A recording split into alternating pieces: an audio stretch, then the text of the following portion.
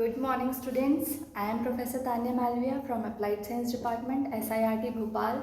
Today I am going to teach you about time dependent Schrödinger wave equation. So this equation basically given by Erwin Schrödinger in 1926, and it is a fundamental equation in quantum mechanics, and this equation helps us to find the probability of a particle and also find the position of a particle. इस equation को solve करने के लिए हमें क्या चाहिए, हमें एक इक्वेशन चाहिए for a free particle which is psi equals to A E raise to the power minus I omega T minus K X. इसको हम इक्वेशन 1 बोलेंगे. ओमेगा की वैल्यू क्या होती है? Omega equals to 2 pi nu and nu equals to E upon H. So यहाँ हम new की वैल्यू पुट कर देंगे तो हमें ओमेगा की वैल्यू मिल जाएगी omega equals to 2 pi E upon H. Here we put the value of nu. So फिर हम क्या करेंगे, हमारे पास k which is the number of waves is equals to 2 pi upon lambda. So lambda equals to h upon p. So here we put the value of lambda in k. So we get k equals to 2 pi h upon p. So p ऊपर चला जाएगा तो हमें मिलेगा k equals to 2 pi p upon h. So हमारे पास omega और k दोनों की वैल्यू आ गई. ओमेगा और k दोनों की वैल्यू को हम पुट कर देंगे इक्वेशन 1 में.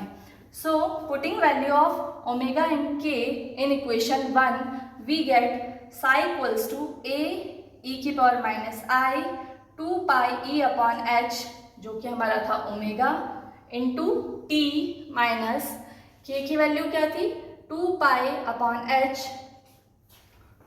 H P into X. So यहाँ पर हमारी वैल्यू आई. उसके बाद हमने क्या किया, 2 पाई हमारा 2 पाई अपॉन एच इसमें भी है, 2 पाई अपॉन एच इसमें भी है, तो 2 पाई अपॉन एच हमने कॉमन ले लिया. सो हमें मिला psi equals to A dot E की power minus I 2 pi upon H common ले लिया तो हमें मिला E T minus P X. So अब हमें पता है कि एच कट की वैल्यू क्या होती है एच अपॉन 2 पाई. सो हमने यहाँ पर इस इक्वेशन में वैल्यू को पुट कर दिया तो हमें मिला psi equals to A dot E की power minus I upon H cut, क्योंकि यहाँ पर हमने एच कट की वैल्यू थी 2 पाई अपॉन एच तो वो वैल्यू के अकॉर्डिंग हमें मिला minus I upon H cut E T minus P X. इसको हमने इक्वेशन 2 नाम दे दिया.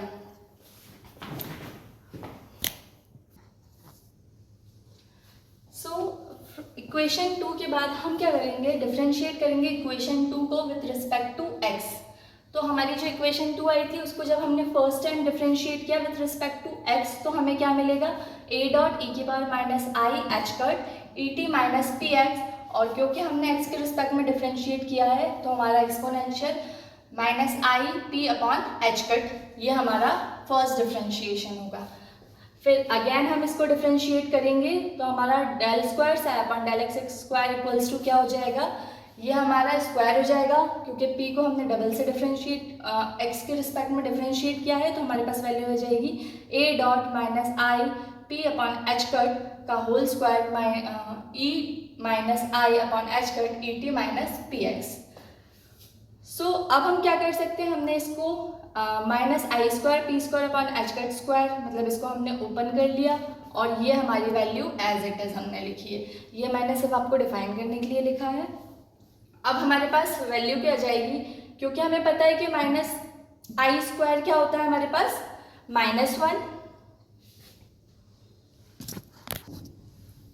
सो यहाँ पर हमारी a को हमने इस तरफ लिख दिया तो हमें फाइनल वैल्यू क्या मिलेगी del square psi upon del x square equals to, क्योंकि हमारा i जो है आयोटा का स्क्वायर होता है -1 तो हमारे पास वैल्यू आएगी minus P square upon H cut square into ये पूरी वैल्यू किसकी इक्वल थी, इक्वेशन 1 में हमने देखा था कि a डॉट ई की power minus I upon H cut E T minus P X equals to होता है साई के, तो इसको हमने साई मान लिया. अब हमने p की वैल्यू को इधर ले गए तो हमारे पास क्या मिलेगा p square psi equals to, जब हमने इसको पूरा अरेंज किया तो minus H cut square del square psi upon del x square which is equation 3 and it is the momentum of a particle.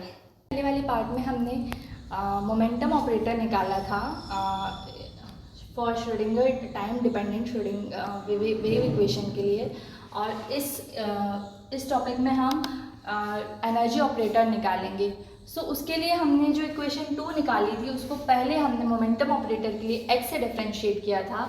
सो हम अब इक्वेशन 2 को t के रिस्पेक्ट में डिफरेंशिएट करेंगे, तो हमें मिलेगा del psi upon del T equals to minus I upon H cut E A की power minus I upon H cut E T minus P X, और del psi upon del T equals to minus I upon H cut E. इस पूरी equation को हमने साई लिख दिया। अब हमने इसको अरेंज किया तो हमारे पास ई साई को हम यहाँ ले आए, तो हमारे पास इक्वेशन आ गई E psi equals to minus H cut upon I dot ये वाली चीज़ यहाँ आ गई, तो del psi upon del T. अब हमें पता है कि minus one upon I equals to I होता है, तो इसको हम लिख सकते हैं E psi equals to I H cut dot D psi upon D T. इसको हमने इक्वेशन 4 नाम दे दिया, और ये हमारा एनर्जी ऑपरेटर है। नाउ अब हम क्या करेंगे, टोटल एनर्जी इक्वल्स टू होता है potential energy plus kinetic energy. So E equals to V plus half M V square.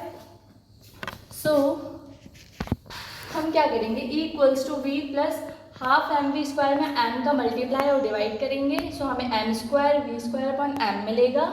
So E equals to V plus M square V square equals to होता है P square के upon 2m। अब हम इस पूरी equation में साई का multiply कर देंगे, तो हमें मिलेगा E psi equals to V psi plus P square upon 2m psi. अब हम इस इक्वेशन को इक्वेशन 2 नाम दे देंगे, इक्वेशन 5 नाम दे देंगे। अब हम पुट करेंगे, पुटिंग इक्वेशन 3 एंड 4 जो हमारी आई थी उसको हम इक्वेशन 5 में पुट कर देंगे। सो हमारी इक्वेशन 3 से हमने क्या निकाला था, मोमेंटम ऑपरेटर। इक्वेशन 4 से हमने एनर्जी ऑपरेटर निकाला। इन दोनों को हम इक्वेशन 5 में पुट करेंगे, तो ई साई जो कि हमारा एनर्जी ऑपरेटर था उसकी वैल्यू आई थी I H cut D psi upon D T equals to V psi अपन ने एज इट इज लिखा, और यहाँ पर हमारा मोमेंटम ऑपरेटर जो है पी स्क्वायर साई जो कि हमारी इक्वेशन 3 से निकला था उसकी वैल्यू आई थी minus H cut square upon 2m del square psi upon del x square. So ये हमारी इक्वेशन 6 हम इसको बोलेंगे। सो इक्वेशन 6 है जो कि फाइनल इक्वेशन है time dependent Schrodinger wave equation के लिए। Thank you.